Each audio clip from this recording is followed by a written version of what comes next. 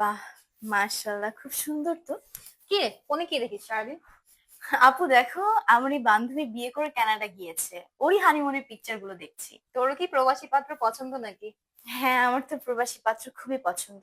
আমারও ইচ্ছে করে প্রবাসী হাজবেন্ড বিয়ে করে তাকে নিয়ে দেশ বিদেশ ঘুরে বেড়াতে। তাহলে তুইও বিয়ে কর, আমরাও তোর হানিমুনের পোস্ট দেখি, কমেন্টস করি।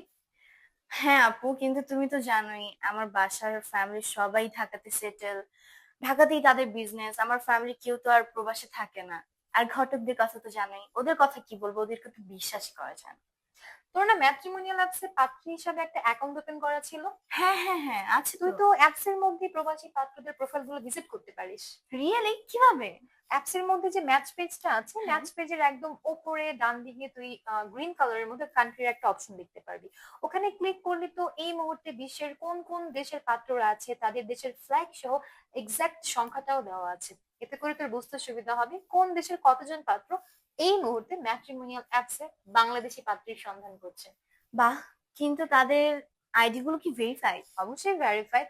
এখানে ফেস ভেরিফিকেশন ছাড়া কেউ তার অ্যাকাউন্ট ওপেনই করতে পারবে না, এমনকি লগ ইন করতে পারবে না। এবং ক্ষেত্র বিশেষে তাদের ডকুমেন্টস এখানে শো করতে হয়। তাই নিরাপত্তা নিয়ে টেনশন করার কিছুই নেই। বাহ, খুবই সুন্দর। আচ্ছা আপু, আমি যোগাযোগটা যেন কিভাবে করব? যোগাযোগ করার জন্য তোকে হচ্ছে কান্ট্রি অপশনে যাওয়ার পর পছন্দের যে দেশের পাত্রের সাথে কন্ট্যাক্ট করতে চাচ্ছিস সেই দেশের ফ্ল্যাগে ক্লিক করবি, তারপর পাত্রদের ছবিগুলো চলে আসবে, ছবির মধ্যে নাম থাকবে, বয়স থাকবে। তো যার ছবি নাম বয়স দেখে তোর ভালো লাগবে তার ছবিতে ক্লিক করলে তার প্রোফাইলটা পেয়ে যাবি।